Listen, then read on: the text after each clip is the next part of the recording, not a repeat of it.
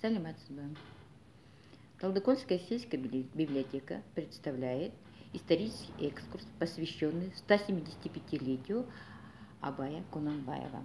Великий казахский поэт, открывший новые пути развития родной литературы, Абай Кунанбаев родился 10 августа 1845 года в Чингисских горах, бывшей Семипалатинской области.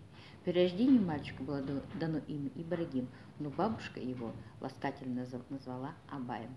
Отца его звали Кунанбай, мать его звали Улжан, бабушку звали его Зире.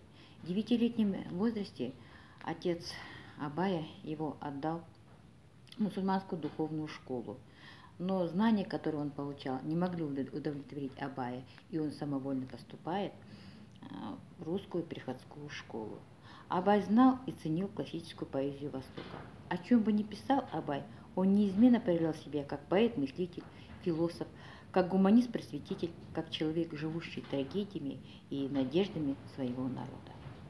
Абай стал основоположником казахской реалистической литературы и национального литературного языка. Своими высокохудожественными оригинальными произведениями и переводами лучших образцов русской и мировой классики.